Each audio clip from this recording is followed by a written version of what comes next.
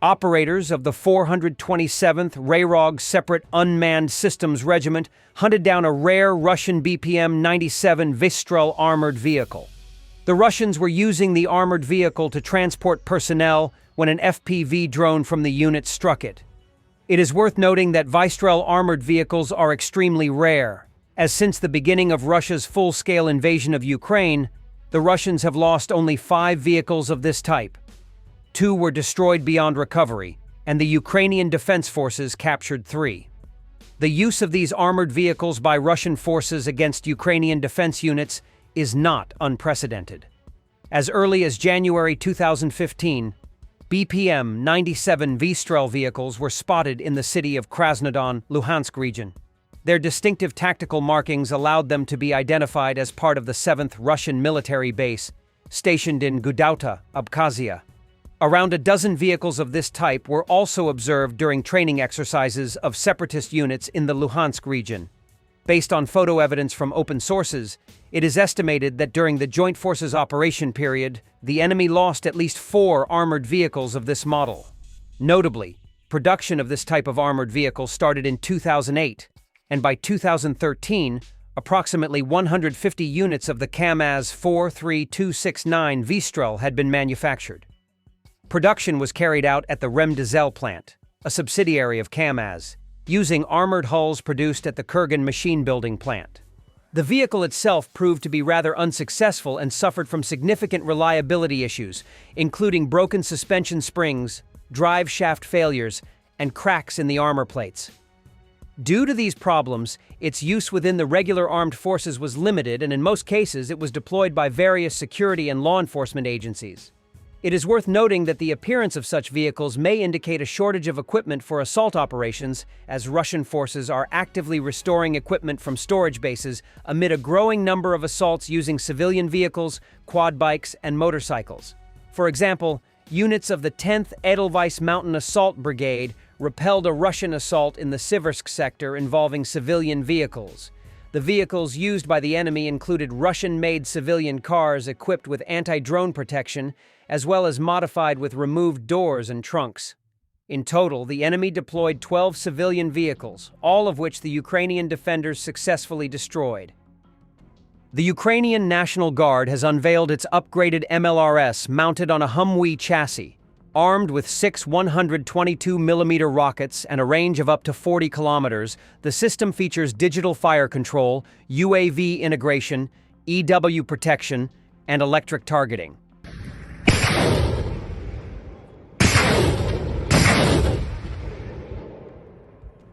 As a result of a Russian drone attack in February 2025, the protective sarcophagus at the Chernobyl nuclear power plant was significantly damaged. The emergency work resulted in approximately 330 openings in the outer cladding of the NSC arch, each with an average size of 30 to 50 centimeters, Director General Rafael Mariano Grossi of the International Atomic Energy Agency reported. The main crane system, which includes the Crane North Maintenance Garage area, was damaged by the drone strike and is currently not operational. The heating, ventilation, and air conditioning systems remain operational, but are now out of service. It is reported that there has been no increase in radiation levels measured at the Chernobyl site, indicating there was no release of radioactive materials as a result of the strike. Putin's former senior policy advisor, Andrei Ilarionov. President Trump's team must recognize that there is only one path to achieving peace: military defeat of Russian forces. Negotiations won't work until then. People involved do not understand the war is on the scale of World War II. Yeah, so we are all patiently waiting to see what Trump's plan is with the Russia-Ukraine war. Based on what you know about the situation, what are Trump's viable pathways to ending the war? He says he wants to end the war. That's a noble intention, and any reasonable people around the world could only support this intention and efforts of Donald Trump personally and his team to end the war. But the old lessons for such conflicts, and especially all conflicts that have been waged by Putin personally, give one gives us one lesson. This war can be stopped, and this peace can be achieved via only one path, via military defeat of Russian forces.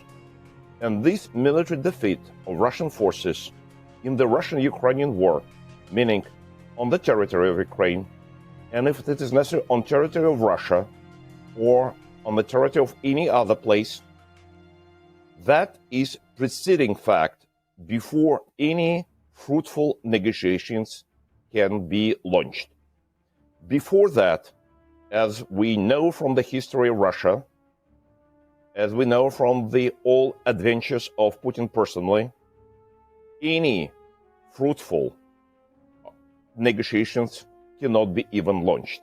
So that is why this very basic idea and these very basic conclusions must be recognized by Trump's team, and that is why all efforts of the Trump's team, Mr. Kellogg, Mr. Waltz, Mr. Rubio, Mr. Ratcliffe, Mr. Hexet, everybody should be redirected in such a way that Russian troops must be defeated with help of Ukrainian forces, with massive increase of military aid to Ukraine, and with some measures that can be taken only by the US president.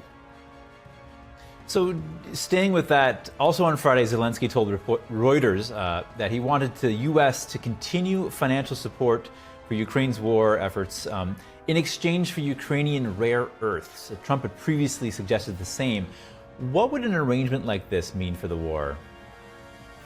I think it's only some technology for additional support of Ukraine, but it is not a critical in this war because the people involved probably do not fully understand the sheer size and sheer depths of the military conflict.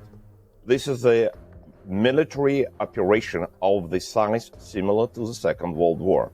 That is why the efforts that must be employed in order to achieve peace, which means to achieve military defeat of Russian forces, must be of different magnitude.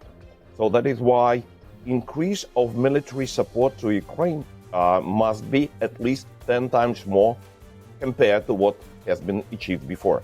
So altogether, Ukraine did not receive neither 100 billion US dollars of military aid from the United States, nor 200, nor 170, nor 300. Ukraine has received only 27 billion US dollars over 3 years. The military expenditure of Russia over these last 3 years, more than 300 billion US dollars. That is why even to achieve military parity between the victim of aggression and aggressor, the military aid to Ukraine must be increased 10 times. And this is only first step towards the long-lasting peace, if it can be achieved. But the critical element and critical step, as I mentioned before, as all history, like Russian-Japanese War, Russian-Soviet-Polish War, or Second World War, taught us, this is a military defeat that is a very important, critical element before achieving any peace negotiations with the master of the Kremlin. U2 frontman Bono appeared on the red carpet with Ukrainian soldiers. At the premiere of a documentary based on his autobiography late on Friday, May 16th, he stated that the world is once again threatened by fascism, just as it was when the festival was founded in 1939. Mussolini and the little man with a mustache and his mate Goebbels had taken over the Venice Film Festival, so this festival was set up to fight fascism, the Irish singer said. Bono added that actor and director Sean Penn, a vocal supporter of Ukraine, had brought friends from the trenches from the front line in Ukraine to the festival. "I just want to thank you because you are keeping us free. Glory to Ukraine," Bono said. "Thank you, sir."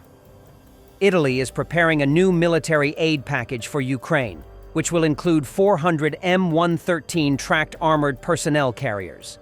Rome's plans were reported by the authoritative Italian publication Il Messaggero, citing its own sources in the government. According to journalists, Italian Defense Minister Guido Crosetto has already presented the 11th aid package to the Committee on Public Safety. As part of this package, Ukraine will receive not only armored vehicles, but also a satellite surveillance system. This is necessary for the effective planning and coordination of reconnaissance operations on the front lines. The package will consist mainly of 400 M113 armored personnel carriers, which have proven themselves in combat. They provide transportation for personnel and can be equipped with additional weapons. It should be noted that earlier, in 2024, Italian VCC-2 tracked armored personnel carriers were already delivered to the Ukrainian armed forces. They are a modification of the American M113A1 model, adapted to Italian requirements. VCC-2 features enhanced protection with additional 6mm armor panels installed on the sides. This provides a higher level of safety for the crew during combat operations. Each vehicle has 2 embrasures for firing and 2 armored glass windows for observing the situation as well. VCC-2 can also be identified by its distinctive open-type machine gun turret, which allows the operator to fire with improved visibility. Italy is estimated to have modernized between 1,160 and 1,200 M113A1 armored personnel carriers, converting them to the VCC-2 version, which indicates that it has significant resources to support Ukraine. Recently, Ukrainian companies have mastered the production of the spare parts for American M113 armored personnel carriers. Russia has detained the Green Admire tanker, which was transiting through Russian territorial waters on a pre-agreed route. Estonia's public broadcaster, ERR, reported the incident. According to Estonia's Department of Transport, the vessel, a Liberian-flagged oil tanker owned by Greek shipping company Aegean Shipping, had departed from the port of Sillamäe and was bound for Rotterdam carrying a cargo of shale oil. The department's Shipping Management Division, which monitors maritime traffic in Estonian waters, said it recorded the detention of the vessel by Russian authorities on Sunday, May 18th. Large vessels departing from Sillamäe typically navigate through Russian territorial waters to avoid the shallow areas of Estonia's coastline. Estonia, Russia, and Finland had previously coordinated this route. In response to the incident, Estonian officials said they plan to redirect future vessel traffic to remain strictly within Estonian territorial waters to prevent further detentions. The Department of Transport noted that no similar incidents had been recorded before. The detention comes just days after a separate maritime confrontation involving a vessel linked to Russia's so-called Shadow Fleet. On May 14th, the Estonian Navy attempted to intercept the Jaguar, a Gabonese-flagged tanker en route to the Russian port of Primorsk through international waters in the Gulf of Finland. The interception effort involved an Augusta-Westland AW-139 helicopter, an M-28 Skytruck aircraft, and the patrol boat EML Raju. In response, Russia deployed a Su-35S fighter jet to shadow the tanker. Estonian authorities said the Jaguar's crew ignored instructions to change course and later anchored near Gogland Island in the eastern Baltic Sea. According to the Estonian Ministry of Defense, the Russian jet failed to establish two-way radio contact with Estonian air traffic controllers in violation of international aviation protocols. Portuguese F-16 fighter jets based at Estonia's Imari Air Base under NATO's Baltic air policing mission were scrambled in response. Bono.